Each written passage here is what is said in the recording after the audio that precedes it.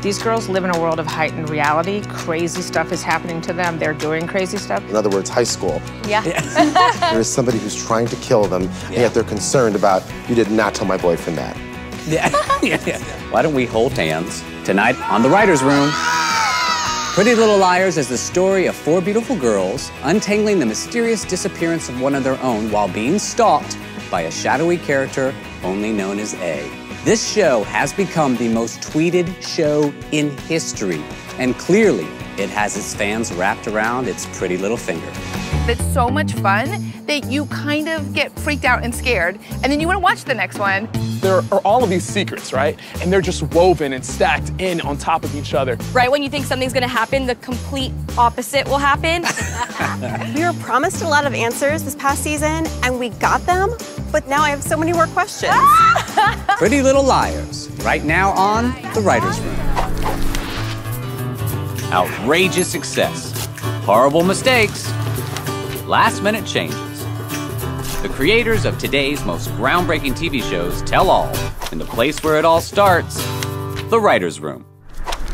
Joining me in The Writer's Room to discuss the unique impact of the show, we have the executive producers of Pretty Little Liars, Marlene King, Oliver Goldstick, and Joseph Doherty. Additionally, we have two of the show's stars, Shay Mitchell, who plays Pretty Little Liar Emily Fields, and Sasha Peterson, who plays Alison De Laurentiis, the character whose supposed death pretty much started this whole thing in the first place. So welcome, and thank you for being here. Thanks for Such an having honor us. to have you guys. You know, in preparation for these interviews, I tried to think how I could best sort of get us into the discussion to sum up the impact that Pretty Little Liars has on its fans. I pretty much just decided to go with this.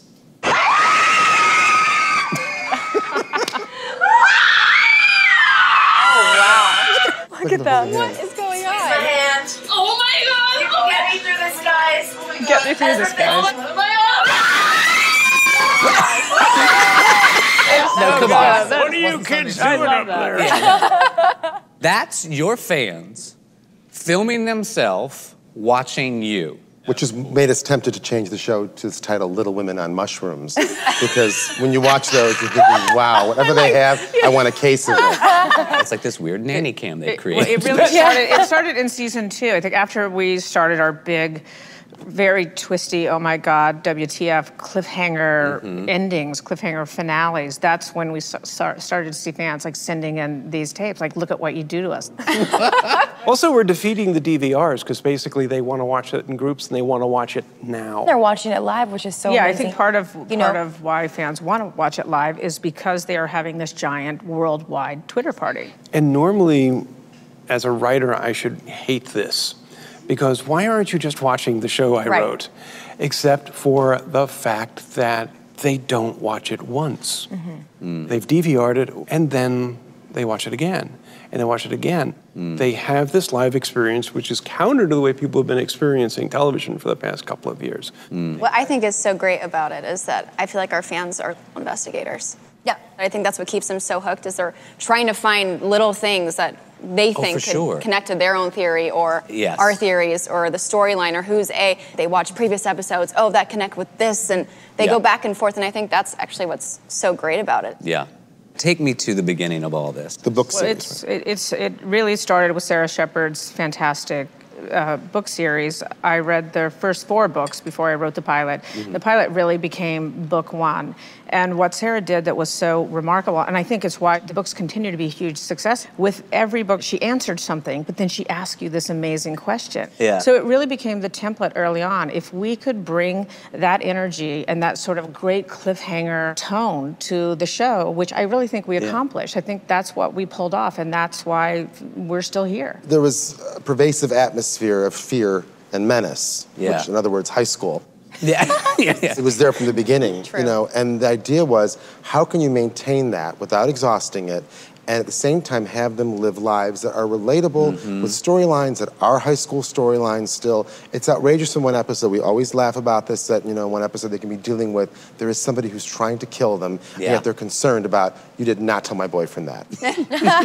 Exactly. We started out a show very much that just caught the eye of teen girls, but we saw very early on, I think because the characters were well developed and the mystery story is also so well developed, their mothers started to watch, and now their fathers and their brothers. And there's a connection that they have, obviously, to your show because you are really using social media to sort of keep in touch. They created a family. They call themselves the PLL family or the PLL Army, and they are a big, giant social media family. You see the connection and the love. Like, we were in France recently. It's global. It's not just here. It's global. It's this new relationship between an audience and a television show. We have fans who actually acknowledge the fact that the show is written. They're not just reaching out to the cast, they're reaching out to our directors, our producers, to the writers. I think that's great too, because they ask you to please put that in, please write that, please write more of this scene, or please write more of this character, which I don't think's ever really been done before. No. And they also get mad at you at times too. Yes, they get mad. Take me into the writing process. There's always an end game. We knew from the beginning that Mona was original A. We know now who Uber A is. Right. Where we really work from the backward forward, even with each season. We know what the ending is, and then we work backwards and fill in the blanks. Like mystery comes first, and then comes all the great character stuff that.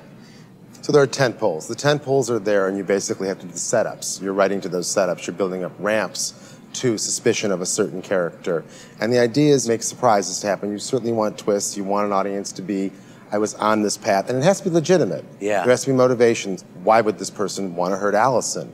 We can be outrageous with situations and events and crime and coincidence as long as the emotional material is completely grounded.